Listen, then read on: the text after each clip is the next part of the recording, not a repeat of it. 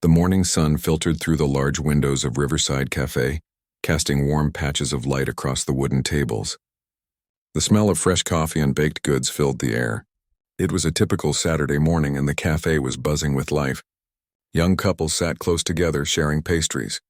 College students typed furiously on laptops. Friends laughed over steaming mugs. Everyone seemed to belong to this moment, connected to the rhythm of the cafe. Everyone except Margaret. She sat alone at a corner table, her fingers wrapped tightly around her white cane. The cane leaned against her leg, a constant companion she both relied on and resented. Margaret was 62 years old, though most days she felt much older. It had been 5 years since the world went dark. 5 years since diabetes stole her sight piece by piece, until one day she woke up and there was nothing but blackness. Her late husband Robert used to joke that she had the most beautiful eyes he'd ever seen. Green like spring grass, he'd say. Now those eyes stared ahead unseeing, and Margaret wondered if they looked different to people. If strangers could tell she was blind just by looking at her face, or if they needed to see the cane first. She'd been sitting at this table for almost 20 minutes now. When she first arrived, she'd managed to navigate through the door with her cane, counting steps the way her rehabilitation instructor had taught her. 1, 2, 3, 4, turn slightly left, reach out for the counter. But the counter wasn't where she expected it to be. The cafe had rearranged things since her last visit months ago. A young voice had called out. "Can I help you?" It was quick, rushed, with that tone people use when they're busy and don't really want to stop. "Yes, please," Margaret had said, trying to keep her voice steady. "Could you help me to a table? And perhaps bring me a menu?" "Oh, sure. There's a table right over there." The voice had grabbed her elbow, steering her quickly across the room. Margaret stumbled slightly, unable to match the pace, but the person didn't slow down.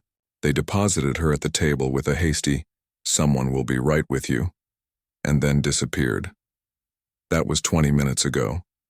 Margaret could hear everything around her with sharp clarity. When you lose your sight, your other senses don't really get better despite what people think. You just pay more attention to them. You have to. So she heard the espresso machine hissing, the gentle clink of spoons against ceramic cups, the scrape of chair legs against the floor. She heard conversations bleeding into one another, creating a wall of noise that somehow made her feel more alone. She heard footsteps approach her table several times. Each time her heart lifted with hope.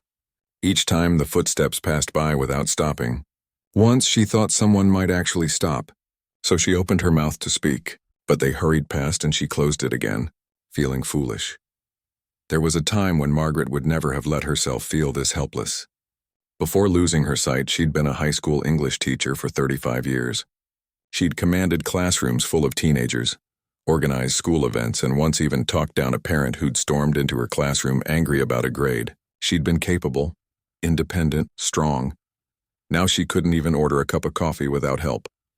She thought about standing up and trying to find someone, but the idea terrified her. What if she knocked into someone?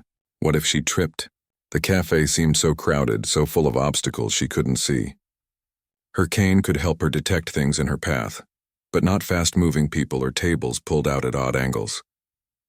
So she sat, waiting, listening, invisible. The worst part wasn't the waiting itself. Margaret had learned patience in her 5 years of darkness. The worst part was feeling like a burden nobody wanted to deal with. She could sense it in the way people's footsteps quickened when they got close to her table, in the way conversations near her would drop to whispers. She knew what they were thinking because she'd thought the same things herself, years ago. When she could still see, someone else will help her. I'm too busy right now. I wouldn't know what to say. It wasn't cruelty exactly. It was discomfort. People didn't know how to help, so they pretended not to notice. They wrapped themselves in their own lives and looked away. Margaret understood it even as it hurt. Her thoughts drifted to Robert. Today was Saturday, and Saturdays used to be their day. Every Saturday morning for 30 years of marriage, he'd take her to this exact cafe. They'd share a pot of tea and split a cranberry scone. He'd read her interesting articles from the newspaper, and she'd tell him about the books she was reading. Even after she lost her sight, they'd continued the tradition. Robert would describe everything to her, painting pictures with his words. He'd tell her what people were wearing, what the weather looked like outside, how the light hit the old brick walls. You're still seeing the world, he'd tell her. Just through different eyes now. Mine. 3 years ago, Robert died of a sudden heart attack. One moment he was laughing at something on television. The next he was gone. Margaret had been robbed twice. First her sight, then her person. The man who'd made her blindness bearable, who'd been her eyes and her anchor, had left her alone in the darkness. She hadn't been back to this café since his funeral. It had felt too painful, too full of memories. But this morning she'd woken up with a fierce determination. 3 years was long enough to hide from the places they'd loved. She needed to feel close to him again, even if it meant sitting alone at their old table. Except now she was wondering if it had been a terrible mistake. Margaret heard the bell above the door chime as someone new entered. More footsteps, more voices joining the symphony of the café. She felt her eyes begin to burn with frustrated tears. She wouldn't cry. She'd cried enough over the past years. She'd cried when the doctors told her the diabetes had damaged her retinas beyond repair. She'd cried the first time she'd tripped over furniture in her own home. She'd cried when Robert died, leaving her alone in a world she couldn't see. She was done crying. But as she sat there, forgotten and invisible, feeling the warmth of the sun on her face from a window she couldn't see, Margaret felt something crack inside her. Maybe coming here had been foolish. Maybe she should just stand up, feel her way to the door, and call for a ride home. Maybe some traditions were meant to die with the people who made them special. Her fingers tightened around her cane. She was just about to push her chair back when she heard something different. Footsteps approaching. Not rushing past. Actually approaching. And then stopping right beside her table. A man's voice, gentle and clear, spoke words that would change everything. "Excuse me, ma'am. I noticed you might need some help. Would you like me to read the menu to you?" Margaret's breath caught in her throat. For a moment, she couldn't speak. The voice was kind, patient, without that rushed quality she'd heard earlier. It belonged to someone who actually wanted to help, not someone who felt obligated. "Yes," she managed, her voice shakier than she intended. "Yes, I would appreciate that very much. I've been sitting here feeling rather foolish, to be honest." "Nothing foolish about needing help," the man said. She heard the scrape of a chair being pulled out. "May I sit down?" "Please do." As he settled into the chair across from her, Margaret heard a smaller, lighter set of footsteps. "A child's footsteps. This is my daughter Lily," the man said. "We come here every Saturday morning. It's our special tradition." "Hello," came a sweet, high-pitched voice. Margaret felt a small hand gently touch her arm. The touch was tentative but warm, and it made Margaret's heart squeeze. Children were often more honest than adults. They didn't pretend not to see. They didn't walk past out of discomfort. "Hello, Lily," Margaret said, turning her face toward where she thought the little girl might be standing. "What a pretty name. Thank you." "You have a pretty voice," Lily said with the straightforward honesty only children possess. "Why do you have that stick?" "Lily," the man said, a gentle warning in his tone. "No, it's quite all right," Margaret said quickly. She'd learned that children's questions, however direct, came from genuine curiosity rather than rudeness. "This is called a white cane. I use it because I can't see. It helps me know what's in front of me so I don't bump into things." "Oh," Lily said thoughtfully. "Does it hurt, not being able to see?" The question was so innocent, so pure that Margaret had to pause. Adults never asked that. They tiptoed around her blindness or ignored it entirely. "Sometimes," Margaret answered honestly, "not in the way you'd hurt if you scraped your knee. But yes, sometimes it hurts. Mostly I miss seeing things that were beautiful, like flowers and people's faces when they smile." "I'm smiling at you right now," Lily announced. A really big smile. Margaret felt her own lips curve upward. "Then I'm very lucky, aren't I?" "All right, sweetheart," the man said, and Margaret heard the love in his voice. "Why don't you go save our spot in line? Order your usual and I'll help this nice lady with her menu." "Okay, Daddy. It was nice meeting you, miss," Lily said, and Margaret heard those light footsteps patter away toward the counter. "I'm David, by the way," the man said.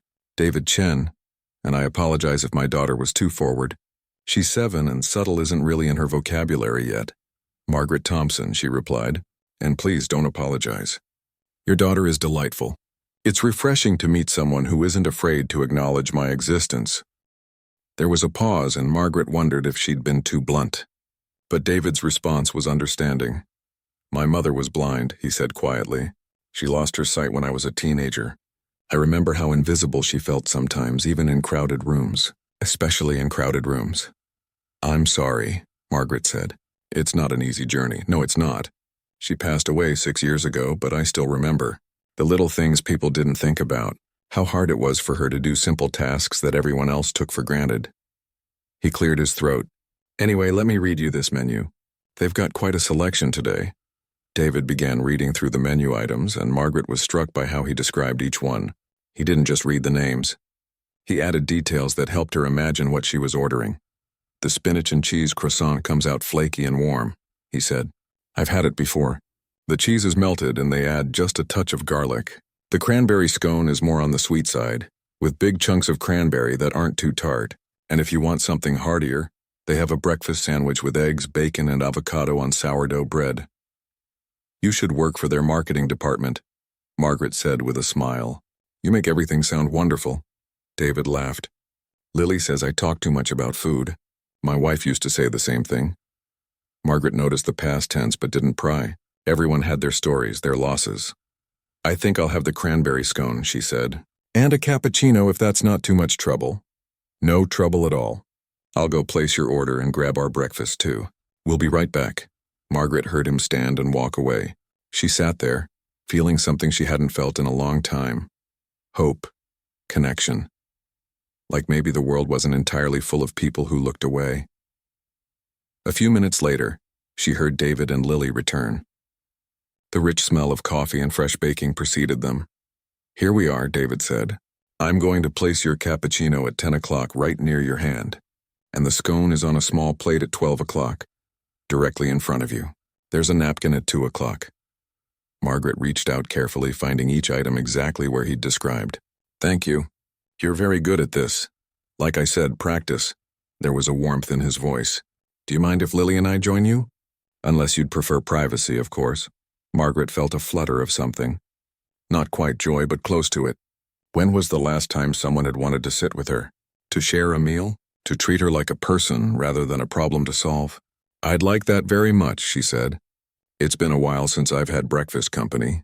As they settled in, Lily began chattering about school, about her best friend who had a pet hamster, about how she was learning to multiply in math class. David listened patiently, occasionally interjecting with questions or gentle corrections when her stories got too wild. Margaret sipped her cappuccino and nibbled her scone, and for the first time in 3 years, she felt like she was part of something again, not just sitting in a cafe but actually sharing a moment with other people. My daddy's a teacher, Lily announced between bites of her muffin. He teaches about history and old stuff. Old stuff, David repeated with amusement. Yes, that's exactly how I describe it to my high school students. A history teacher, Margaret said. I was a teacher too, English literature for 35 years. Really? Where did you teach? They fell into easy conversation, the kind that flows naturally between people who understand each other's worlds. David told her about his struggles balancing single parenthood with teaching, how his wife, Lily's mother, had died 4 years ago from cancer, how some days he felt like he was barely keeping his head above water, but Lily kept him going. Margaret found herself opening up in ways she hadn't in years. She told him about Robert, about their Saturday tradition at this very cafe, about how she'd lost her sight to diabetes and how the world had seemed to shrink afterward. People don't mean to be unkind, she said, but they don't know what to do with someone like me. I make them uncomfortable, so they pretend I'm not there. That must be incredibly lonely, David said. It is, Margaret admitted. The truth of it sat heavy in her chest. My husband made it bearable. He was my eyes, my connection to everything. Without him, I felt like I'm floating in darkness with nothing to hold on to. Lily's small hand found Margaret's again. You can hold on to us, the little girl said simply. We're right here. Margaret felt tears prick her useless eyes. Out of the mouths of children came the most profound truths. Do you come here often? David asked gently. I used to. Every Saturday with my husband. But after he died, I couldn't bear it. This is my first time back. Then I'm glad we were here today, David said. And you know, Lily and I come every Saturday around this time. If you ever want company, we'd be happy to meet you here. No pressure, of course, but the offer stands. Margaret set down her coffee cup, her hands trembling slightly. A standing invitation. A connection. Someone who saw her, really saw her even though she couldn't see them. "I'd like that," she whispered. "I'd like that very much." Around them, the cafe continued its busy Saturday rhythm. But at their small table by the window, something remarkable was happening. A single father and his daughter had offered a lonely widow more than just help with a menu. They'd offered her a place in the world again. The conversation flowed like water, finding its natural path. Margaret couldn't remember the last time talking to someone had felt this easy, this unforced. David had a way of describing things that painted pictures in her mind. When Lily asked for more hot chocolate, he told Margaret how the little girl's eyes lit up like stars, how she got a tiny foam mustache that made her giggle. "She's trying to lick it off now," David said with a chuckle. "Very dignified." "I am dignified," Lily protested, but Margaret could hear the smile in her voice.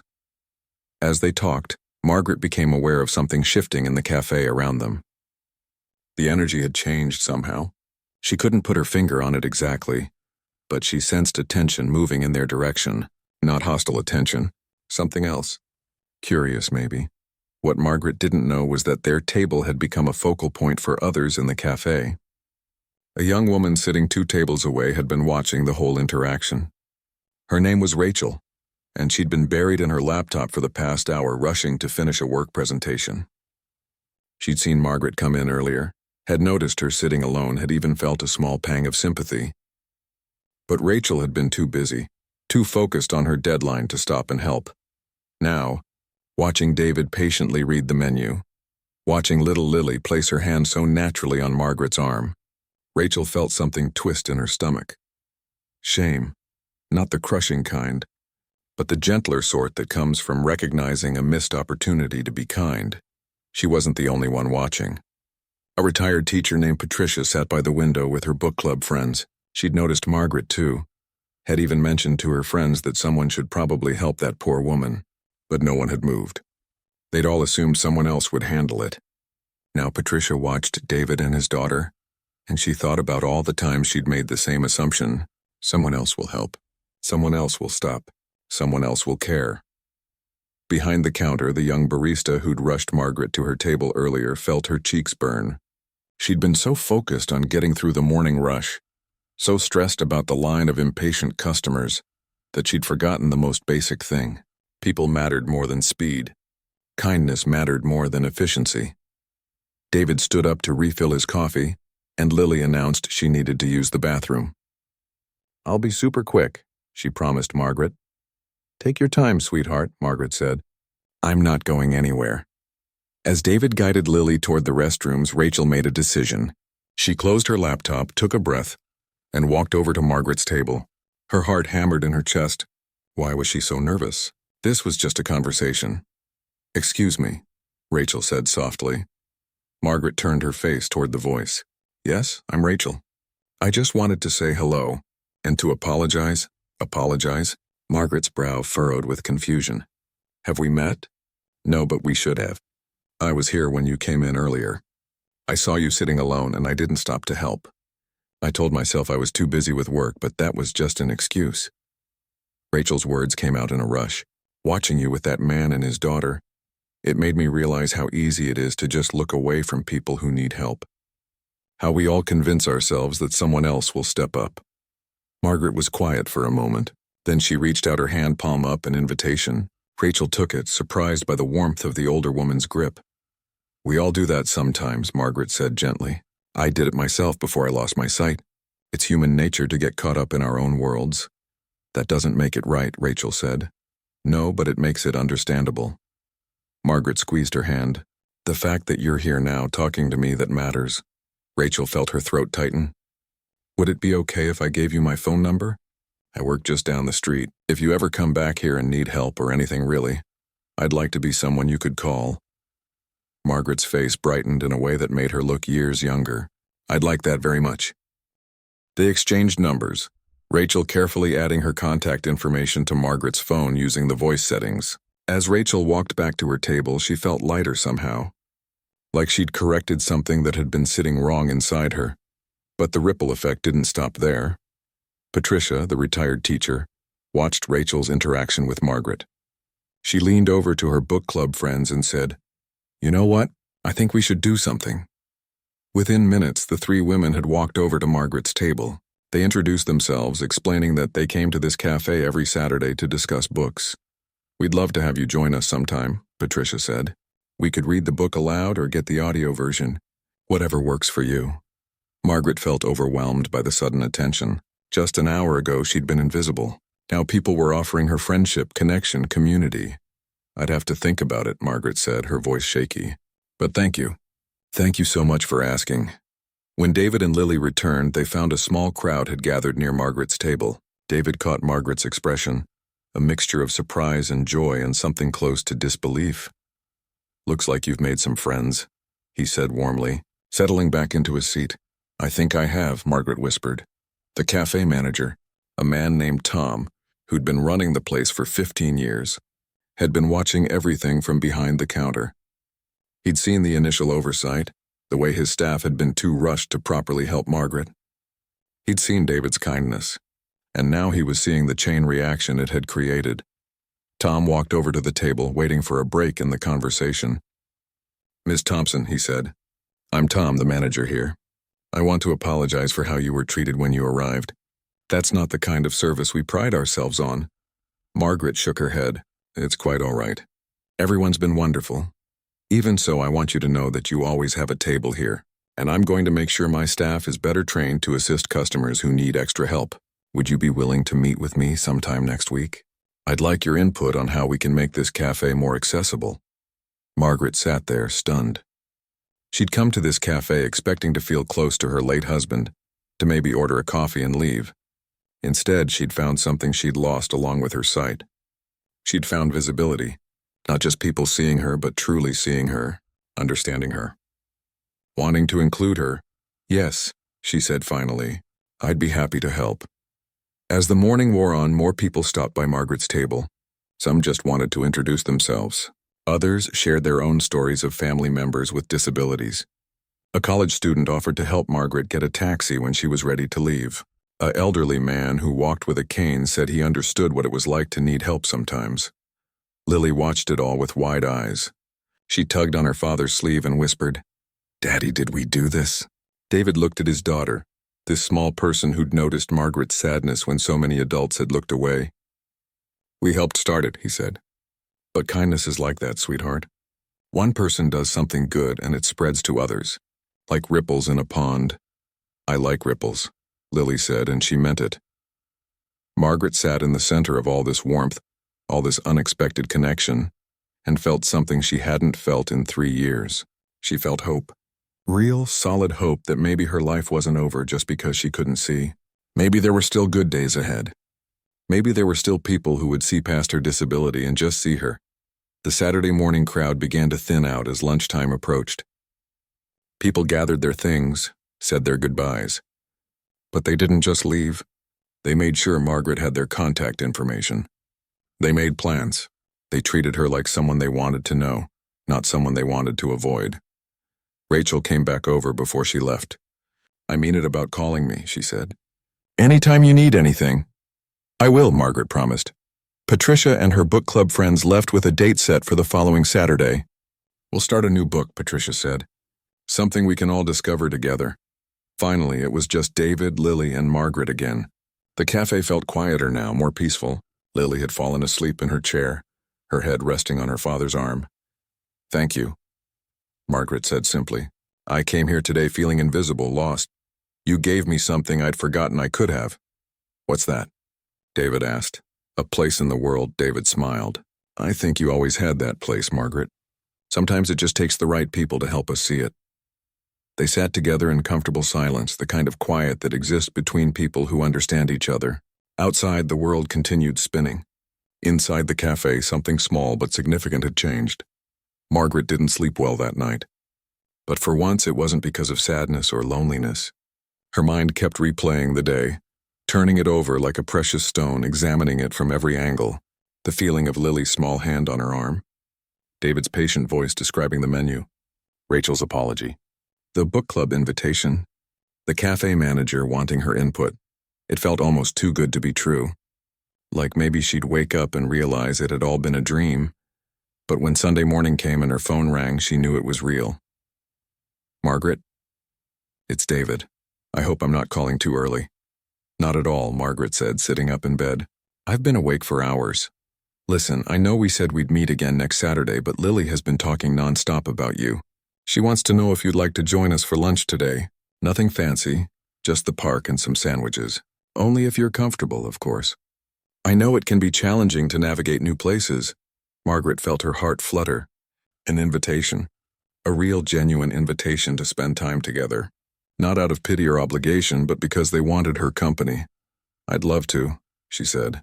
But I should warn you, I'm not very good with parks.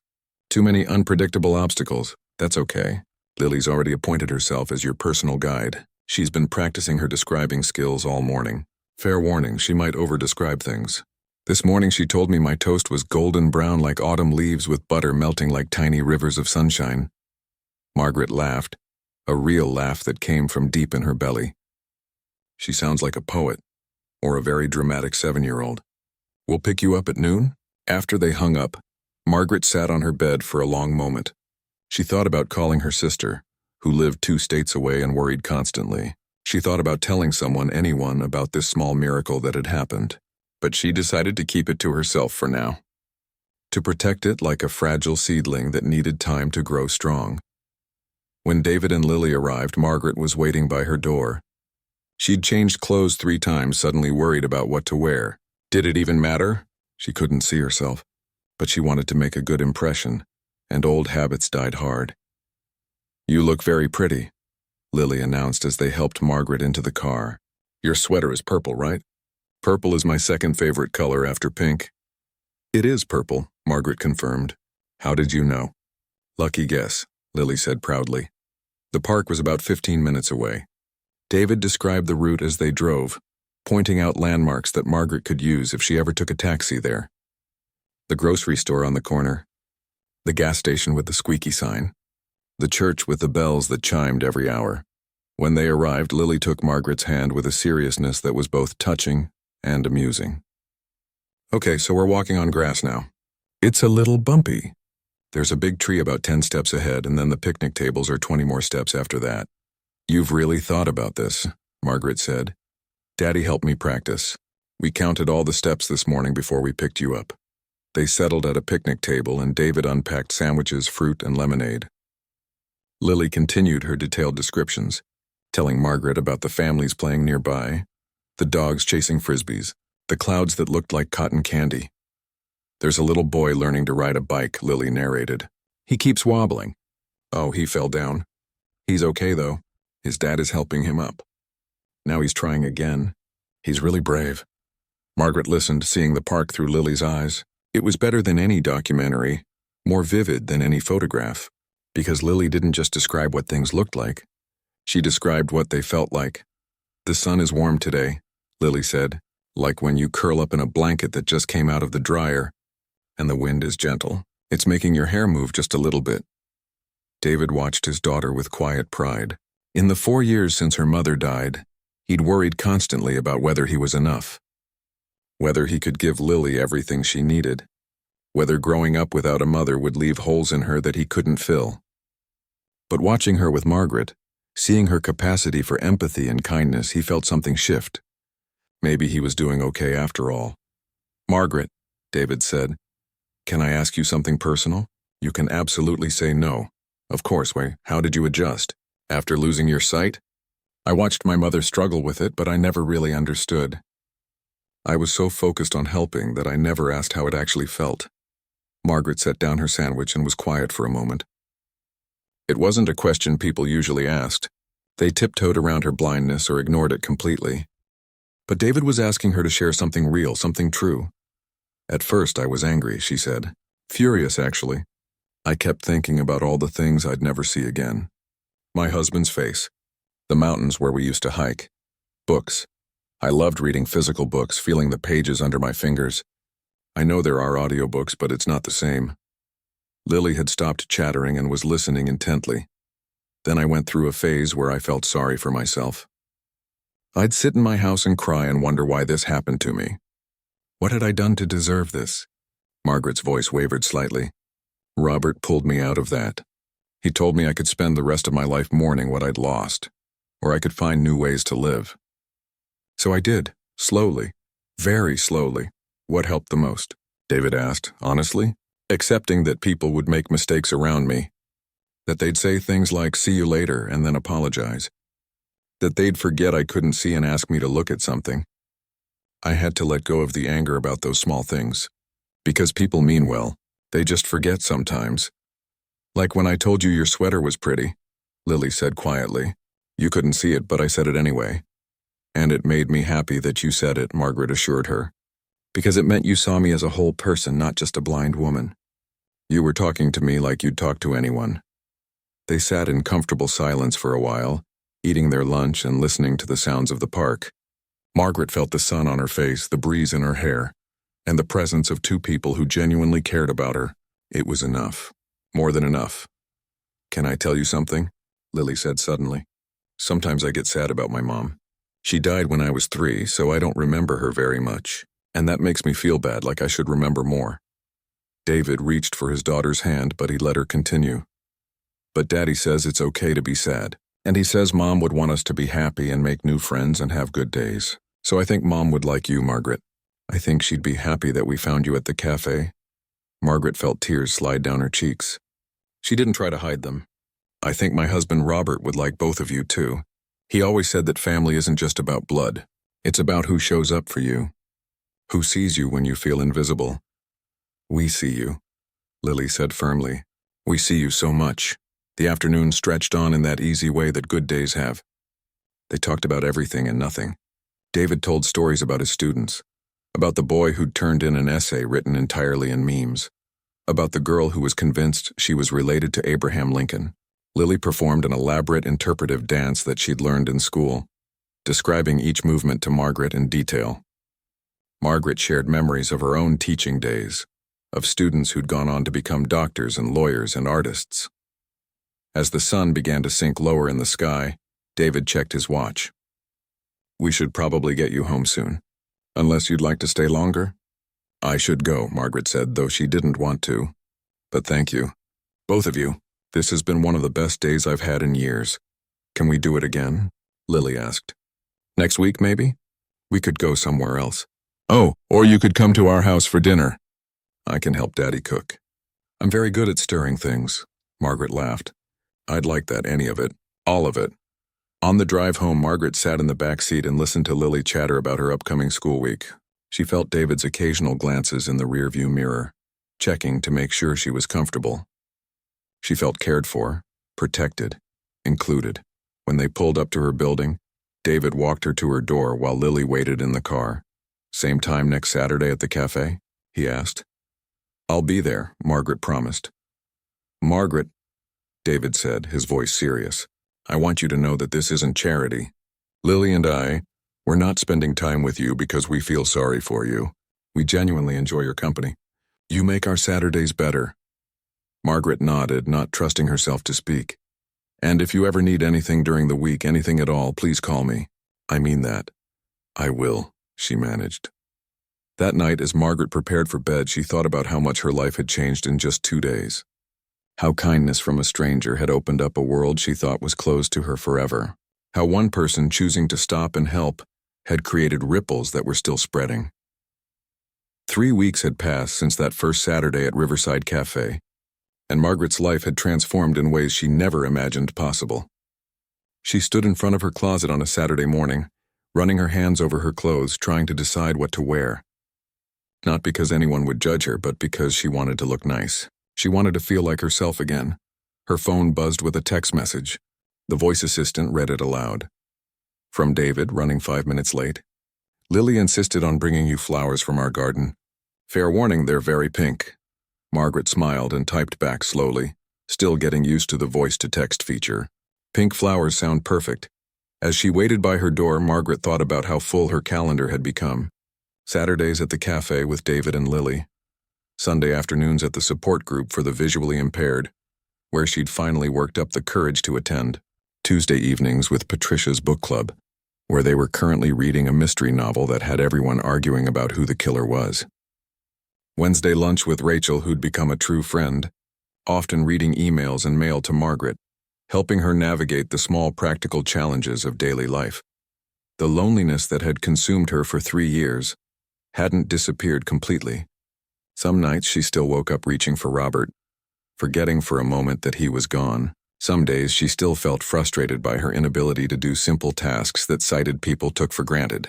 But now, instead of drowning in those moments, she had people to call. People who cared. When David and Lily arrived, Margaret heard the excitement in Lily's voice before she even opened the door. Margaret, guess what happened at school? Let her get in the car first, sweetheart, David said with amused patience. As they drove to the café, Lily launched into an elaborate story about how she'd given a presentation to her class about blindness. She'd used Margaret as her inspiration, talking about white canes and braille and how blind people could do almost everything sighted people could do, just differently. And then Tommy raised his hand and asked if blind people could play sports. And I said yes because you told me about that runner who does marathons with a guide, remember? And my teacher said I did a really good job and gave me a gold star. I'm so proud of you, Margaret said, her heart swelling. She's been talking about it nonstop, David added. I think you've inspired her. She told me last night she wants to be a teacher who helps people with disabilities. Last week she wanted to be a veterinarian, Margaret teased. I can be both, Lily insisted. I'll be a veterinarian who teaches blind dogs to read. David and Margaret both laughed. Dogs can't read, sweetheart, David said gently. Not yet. Because nobody's teaching them. When they arrived at the cafe, Tom, the manager, greeted them at the door. Over the past 3 weeks, he'd made good on his promise to make the cafe more accessible. There was now a braille menu available. The staff had been trained on how to assist customers with disabilities. And Margaret's regular table by the window was always reserved for her on Saturday mornings. Good morning, Margaret, Tom said warmly. Your table's ready. And I've got fresh cranberry scones just out of the oven. You're spoiling me, Margaret said. You're good for business, Tom replied. Ever since that first Saturday, we've had more customers asking about our accessibility features. Turns out when you make a place welcoming for everyone, everyone wants to come. As they settled at their table, Margaret heard familiar voices calling out greetings. Rachel was already there with her laptop, working on a presentation but making time to wave hello. Patricia and 2 of her book club friends were at their usual corner table. A few other regulars who'd gotten to know Margaret over the past week stopped by to say good morning. The cafe had become more than just a place to get coffee. It had become a community, and somehow, without meaning to, Margaret had become the heart of it. Daddy, Lily said, tugging on David's sleeve. Can I tell Margaret the surprise now? What surprise? Margaret asked. David cleared his throat and she could hear the nervousness in it. Well, Lily's birthday is coming up in 2 weeks. She's turning 8. And she specifically requested that you come to her party. If you want to, Lily added quickly. You don't have to. But I really, really want you there. You're my friend, and friends come to birthday parties. Margaret felt her throat tighten with emotion. A birthday party invitation. Such a simple thing. Something that happened to people every day. But for her, it meant everything. It meant she was part of someone's life. Part of someone's celebration. I would be honored, Margaret said. Absolutely honored, Lily squealed with delight, launching into detailed plans about the party theme, which involved princesses and superheroes, a combination that only made sense in a 7-year-old's mind. As they ate their breakfast, David told Margaret about a decision he'd been wrestling with. The school had offered him a position as department head, which would mean more responsibility but also more money. He'd been hesitant to take it, worried about having less time with Lily. But watching you these past few weeks, he said, seeing how you rebuilt your life after losing so much, it's made me think differently about fear. You could have stayed home, stayed safe, stayed in your comfort zone. Instead, you came back to this cafe. You took a chance. I didn't have much choice, Margaret said. It was either take a chance or give up entirely. That's exactly my point. Sometimes we have to push through the fear to get to the good stuff on the other side. So you're going to take the position? Margaret asked. I think I am. And I have you to thank for that courage. Margaret shook her head. You already had the courage, David. You just needed permission to use it. Rachel came over during her coffee break, sliding into the seat next to Margaret. I have news, she announced. Remember how I told you I was thinking about volunteering? With the organization that helps visually impaired people? Margaret asked. Yes, Well, I started last week. I'm helping people learn how to use accessibility features on their phones and computers. And Margaret, it's amazing. There's this whole world I knew nothing about. This woman I worked with yesterday, she's legally blind, but she runs her own business using screen readers and voice commands. It's incredible what people can do when they have the right tools and support. That's wonderful, Rachel, Margaret said warmly. I never would have thought to do it if I hadn't met you. If I hadn't seen how I walked right past you that first day. Rachel's voice grew softer. You changed something in me, Margaret. You made me more aware, more present. We changed each other, Margaret corrected gently. As the morning went on, more stories emerged. Patricia shared that her book club had decided to start reading one book per month that featured disabled characters, wanting to expand their perspectives. The young barista who'd rushed Margaret to her table that first day came over during her break to apologize again and tell Margaret that she'd enrolled in a sign language class to better communicate with deaf customers. You started something, the barista said shyly. A ripple effect. That's what Tom calls it. Margaret sat quietly, taking it all in. She hadn't set out to change anything or inspire anyone. She'd just been a lonely widow trying to feel close to her late husband. But somehow her vulnerability, combined with David's kindness, had created something bigger than any of them. Lily, who'd been coloring at the table, suddenly looked up. Margaret, do you miss seeing things? It was such a direct question, the kind only children ask without fear. Margaret thought carefully before answering. Yes, I do. Every single day. I miss seeing sunsets and flowers and people's faces. I miss seeing your face, Lily. Seeing your smile when you talk about things that make you happy. That makes me sad, Lily said quietly. But here's the thing, Margaret continued. I've learned to see differently. When you describe things to me, I see them through your eyes. When your father tells me about his day, I see his world through his stories. I see kindness in the way people treat me. I see love in the way you hold my hand. Maybe my eyes don't work, but I can still see what matters. Lily considered this seriously. So you can see with your heart? Yes, Margaret said, smiling. I can see with my heart. David reached across the table and squeezed Margaret's hand. No words were necessary. They understood each other. These two people who'd both lost spouses, who were both raising children in their own ways, who were both learning to rebuild lives that had fallen apart. As they prepared to leave the cafe, Margaret felt Lily slip her small hand into hers. Margaret, the little girl said, I'm really glad Daddy stopped to help you that day. I'm really glad you're our friend. I'm glad too, sweetheart. More than you know. They walked out of the cafe together into the warm morning sun. Margaret couldn't see the blue sky or the clouds or the people passing by on the street, but she could feel the warmth of the sun on her face. She could hear Lily's chatter and David's patient responses. She could sense the life moving around her. The world that had once felt so closed off now felt open again. That evening, Margaret called her sister for their weekly conversation. Her sister had been worried about her for so long, always asking if she was okay, if she needed anything, if she was managing. I have to tell you something, Margaret said. I'm happy. Actually, genuinely happy. For the first time since Robert died, I feel like I'm living again instead of just existing. Her sister was quiet for a moment. Then her voice came through thick with emotion. I've been waiting 3 years to hear you say that. As Margaret got ready for bed that night, she thought about the journey she'd been on. From the depths of grief and isolation to this new life filled with unexpected friendship and purpose. It hadn't been easy. Some days were still hard. But she'd learned something important. Visibility wasn't about being seen. It was about allowing yourself to be known. It was about taking the risk to show up, even when you felt vulnerable. It was about accepting help when it was offered and offering help when you could give it.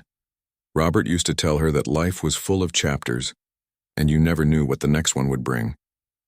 She'd thought her story was ending when she lost her sight. Then again when Robert died. But she'd been wrong. This wasn't an ending. It was a beginning. And the best part?